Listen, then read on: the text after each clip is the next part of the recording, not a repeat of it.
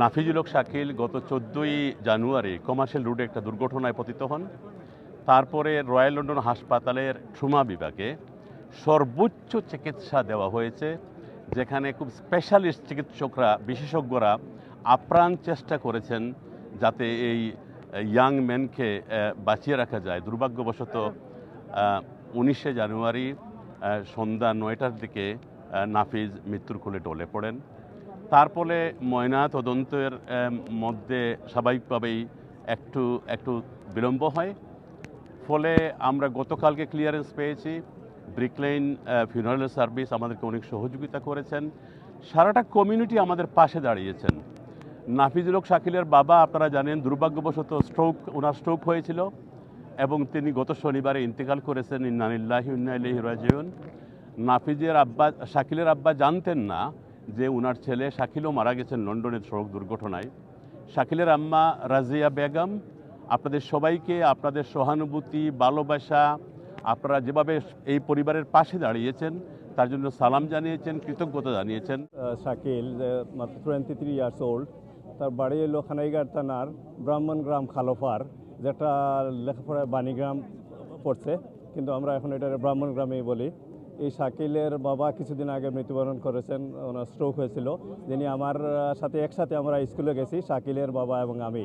উনি আমার 1 বছর জুনিয়র ছিলেন এবং খুব হাসি খুশির মানুষ ছিলেন। আমরা এটা আশা করিনি যে এত সকাল শাকিলকে আমাদের বিদায় দিতে হবে। ওনার আরও ছোটো ভাই আছে, বোন আছে, ওনার মা আছে। আমরা সবার জন্য দোয়া করি আল্লাহ যেন ওনাদেরকে সবর দান করেন এবং শাকিল ও তার আব্বাকে যেন আল্লাহ জান্নাতুল ফেরদাউস নসিব করেন।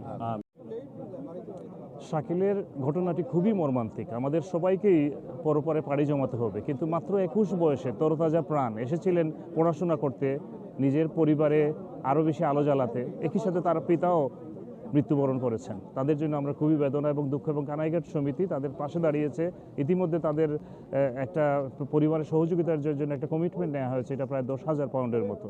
তো আপনি যেটা বলেছেন, একটা কথা যোগ করতে চাই, আমরা যারা ডেলিভারি করেন বা উবার করেন আরও বেশি সাবধান হতে হবে আমাদের।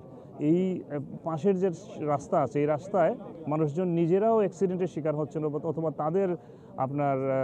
তাদের মাধ্যমে অন্যরা দুর্ঘটনার শিকার হচ্ছেন। এক্ষেত্রে আরও সাবধান না হলে পরিসংখ্যান অনুযায়ী এই ধরনের দুর্ঘটনা খুবই বাড়ছে লন্ডনে। আজকে আমাদের কানাইঘাটি কমিউনিটির লন্ডনস্থ যারা আছেন, আমরা সবাই এখানে আজকে আমরা যার জানাজা পড়লাম।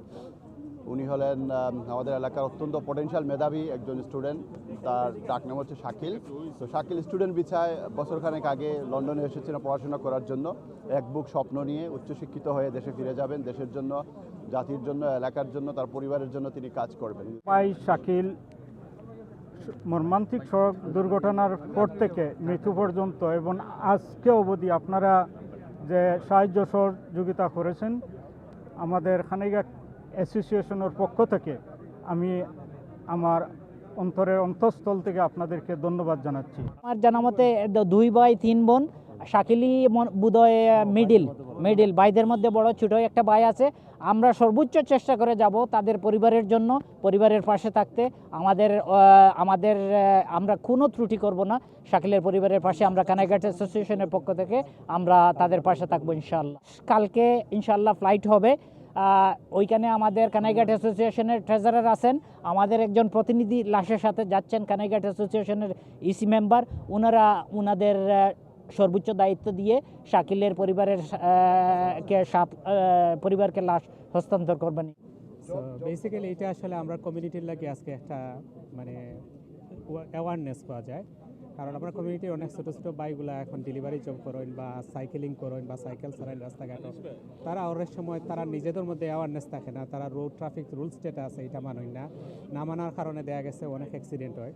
তো আমি সবাইরে কইমু যে আপনারা সবাই সাধ্যমতো চেষ্টা করবা, তাড়াহুড়া না করিয়া। হয়তো সারাদিনে ডেলিভারি হয়তো একটা কম দিবা, বাট এর চেয়ে আপনার লাইফটারে সেভ করার চেষ্টা করবা, ট্রাফিক রুলসগুলো মানবা এবং খুব সতর্কতার সহিত গাড়ি চালাইবা। আর না শাকিলুল লাখান আমরা আর অকাল মৃত্যু আমরা কমিউনিটিতে আমরা কাম্য করলাম না, আমরা আশা করলাম না।